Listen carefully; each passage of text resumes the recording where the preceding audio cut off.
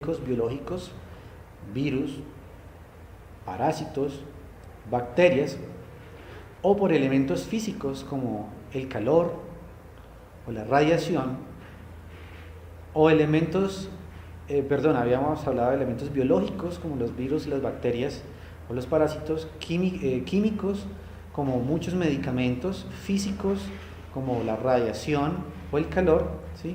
O incluso condiciones maternas propias que pueden generar estas disrupciones, como por ejemplo la obesidad, la diabetes gestacional y la diabetes mellitus, generadoras de una gran cantidad de anomalías congénitas específicas, como el caso de cardiopatías congénitas o incluso hipospadias. La deformación, por otro lado, hace relación a también fuerzas mecánicas externas al embrión, al feto o a la madre, ¿sí? Que lo que hacen es cambiar el vector de crecimiento, por así decirlo, de algún órgano o tejido, cambiándole su forma o su sentido. Lo que sabemos de las deformaciones es que, al igual que las disrupciones, no tienen un componente genético claro, o sea, no hay una directa asociación con elementos mutacionales que generen la disrupción o la deformación. Eso quiere decir que son eventos de etiología ambiental, que una de las cosas interesantes de la deformación es que cuando ese elemento se retira, el tejido puede volver usualmente a su posición normal.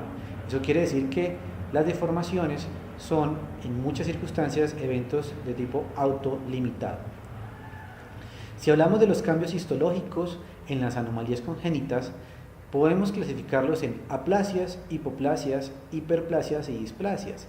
De esta última quiero mencionar 3 o 4 palabras, y es que aquí hay alteraciones propias de la desorganización tisular, o sea que estaríamos frente a fenómenos de tipo dishistogénico. Muchas veces la etiología de estas displasias son de origen genético. Con relación al número de anomalías, podemos clasificar a la anomalía congénita como anomalías congénitas simples, un labio palar hendido, una cardiopatía congénita, una gastrosquisis, unos tálipes equinovarus, o múltiples, es decir, la presencia de malformaciones múltiples, o malformaciones con disrupciones, o malformaciones con deformaciones, o deformaciones con displasias, etcétera, etcétera. En este caso, nosotros clasificaríamos a la anomalía congénita como un síndrome, como una asociación, como una secuencia, o si hay la presencia o no de complejos. Palabras muy cortas con relación a cada una de ellas. Los síndromes son una serie o una constelación de signos y síntomas malformativos o de anomalía congénita que pueden ser explicados a partir de un evento mutacional ya conocido. La asociación, por otro lado, es la presencia de más de una anomalía mayor, usualmente, que está presente en un individuo, y que esa unión entre una anomalía X más una anomalía Y es más frecuente que el azar en ese tipo de individuos. Ejemplos: la asociación Bacter, por ejemplo, o la asociación Murus.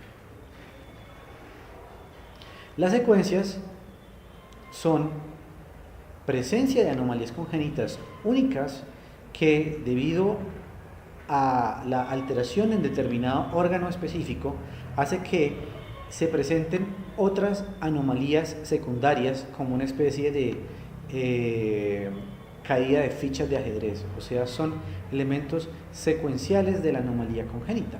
Por ejemplo, hablaríamos de la asociación de la secuencia de Potter, en donde, ante la ausencia de riñones, se generaría un oligoamnios o un anhidramnios, que a su vez produciría una aquinesia fetal, por un lado, con presencia de algunas deformidades en pies y manos, también a nivel facial, pero por otro lado generaría una hipoplasia pulmonar, que es lo que al final, ¿sí?, es el factor determinante de la mortalidad de esta secuencia. Las asociaciones no tienen una etiología establecida, y hasta que no se encuentre si hay algún gen involucrado en la asociación, se seguirá llamando asociación. Si se encuentra una etiología específica genética de la asociación, ya pasa de ser asociación a llamarse síndrome, y si no todas, la gran mayoría de las secuencias tienen un origen o una etiología idiopática. La clasificación desde el punto de vista de la consecuencia clínica de la anomalía congénita es muy importante, y hay que hacer énfasis acá, porque debido a este tipo de clasificaciones que nosotros podemos empezar a tomar decisiones en genética y también en medicina primaria. Hay dos grandes clasificaciones de acuerdo a las consecuencias clínicas de la anomalía congénita. La primera son las anomalías mayores y la segunda son las anomalías menores. Empezando por la más sencilla, una anomalía menor es aquella que no es mayor.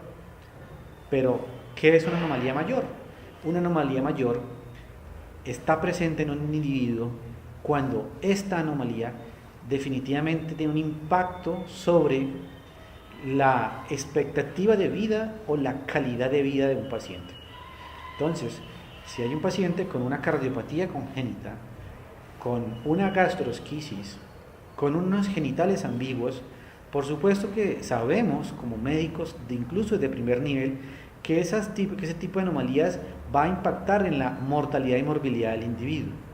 Si tenemos pacientes con retardo global del desarrollo, retardo mental o incluso talla baja, sabemos que estas condiciones, si no son manejadas de una manera adecuada, ¿sí?, pueden generar directamente una alteración en la calidad de vida del paciente. Cuando el grupo desarrollador de la guía, dirigida por el doctor Ignacio Sarante de la Universidad Javeriana, empezó a tomar o a realizar las preguntas para el desarrollo de la guía de detección de anomalía congénita, básicamente lo primero que se preguntó eran cuáles eran los factores asociados al desarrollo de la anomalía congénita. La respuesta pues fue muy sencilla y fue fácilmente sacada de la clínica, y es que antecedentes familiares de anomalía congénita hacen que pueda volverse a repetir, es decir, que haya un riesgo de recurrencia en esa familia para el desarrollo de esa misma anomalía congénita.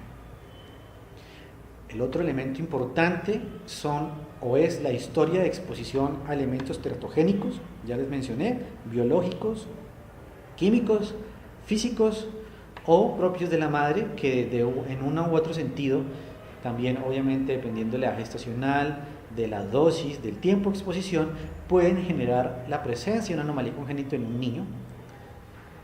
Otro elemento importante a la hora de mirar cuáles son los factores asociados con la anomalía congénita es la realización de un muy buen examen físico que nosotros lo llamamos sistemático. ¿Sistemático en qué? En la búsqueda activa de anomalías mayores y menores.